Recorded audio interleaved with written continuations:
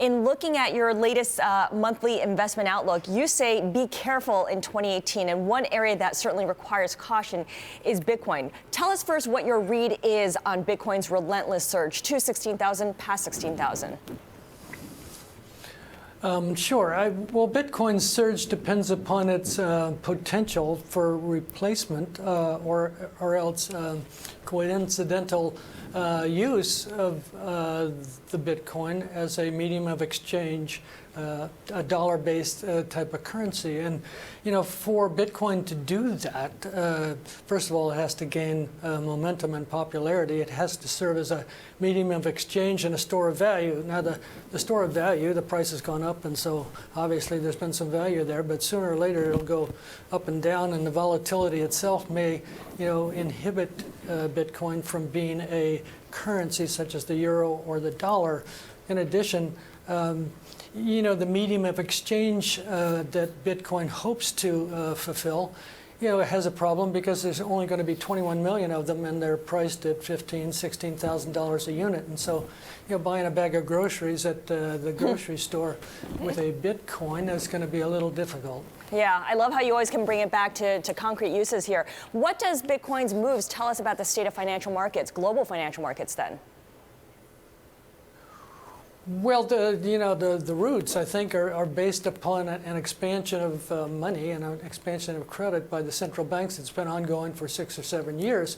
You know, central banks are still writing checks in terms of, you know, buying bonds and buying corporate bonds. The ECB is doing that. The Bank of Japan is doing that still at about $1 trillion a year, although the Fed is not only cut back, but is now reducing their supply. But this expansion of credit, you know, perhaps 10, 11, 12 trillion dollars over the past 6 or 7 years is really the, you know, the foundation for Bitcoin and the foundation for other mispricings and artificial pricings of not only bonds at a negative yield, but stocks at high PE ratios. Is it in a bubble, Bill? And I ask because I wonder if it is in a bubble and it does pop, what's going to be the spillover effect into other asset classes, into bonds, into stocks, into currencies? Well, you know, the going up doesn't seem to have affected asset prices and bonds significantly. Anytime any bubble pops, however, it's an indication that you know, something else may follow. And so I think it pays to be cautious in terms of, you know, not only buying it, but following it as it moves up and then, you know, potentially moves back down. So when bubbles pop, whether they're small and relatively insignificant in terms of the total credit of global credit, you know, I think it's a potential forerunner for other assets. And so, you know, investors should be careful. And this is a great point, actually, Bob, because you highlight this in your investment outlook when you look at the difference between cash and credit and say, look, when we start to see investors turning more to cash versus on cash equivalents over credit, then there's the potential here for some kind of liquidity breakdown in the system. And that's actually how you mentioned Bitcoin as one of those cash equivalents. Is that the prism upon which investors should be looking here at Bitcoin as perhaps that divergence now between cash and cash equivalents and credit?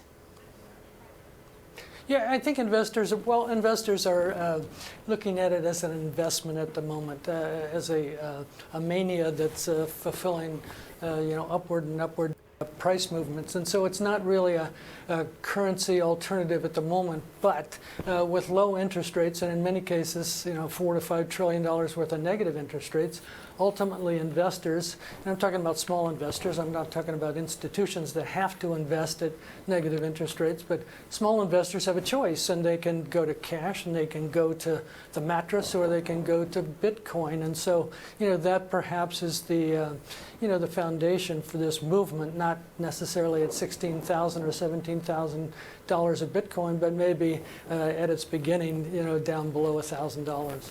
Yeah, it makes total sense. I also want to talk about what you said about carry, or more specifically, the cost of carry, and people looking at the return they're chasing here versus how it compares to whatever benchmark it is that they're looking at here. And you talk about the idea that we may be reaching a turning point here, and that's why you need to be more cautious.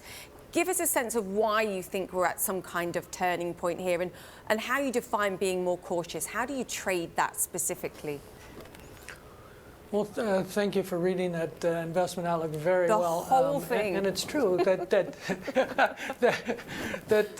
any investment other than a Treasury bill has carry attached to it. A Treasury bill doesn't have any volatility, doesn't have any risk, and so it's a non-carry instrument. But anything that has risk, has volatility, basically has a carry or a higher return attached to it.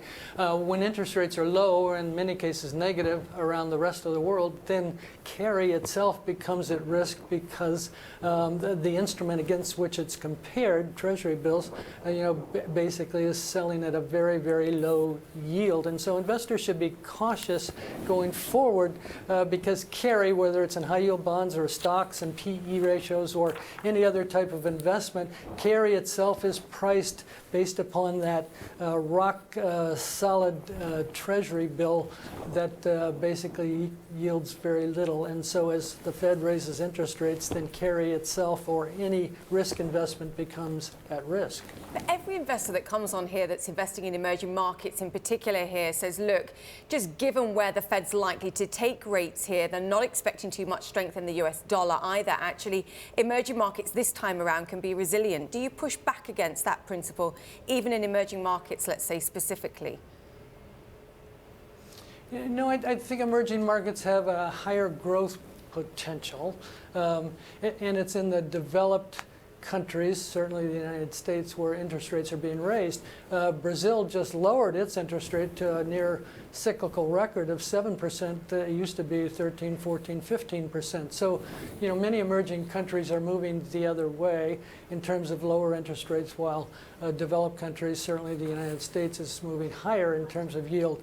At some point, the Fed funds rate, to my way of thinking, is going to approach 2%. And I think at that point, investors should be cautious because the leverage that's inherent in the United States and other developed countries, argues for caution as we move higher in yield. So 2%, to my way of thinking, should be a medium-term cap for the Federal Reserve. Yes. Bill, finally, I want to ask you about the yield curve. You've talked about it in the past. We've seen the relentless flattening of the yield curve, whether it's the 2s, 10s, or the 5s, 30s.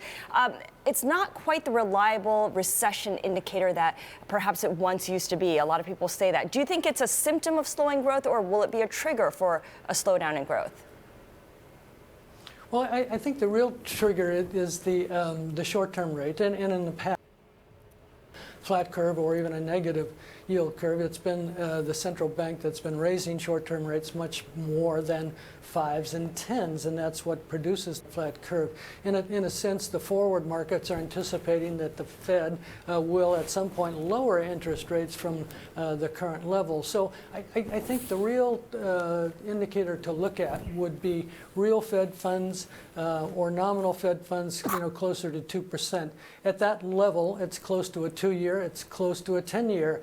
And at that level, it's the 2% short rate, not the 10-year at 235 that threatens the economy going forward. So the Fed should stop soon, or else the economy will slow down. How confident are you that the Fed gets it right and doesn't go above 2?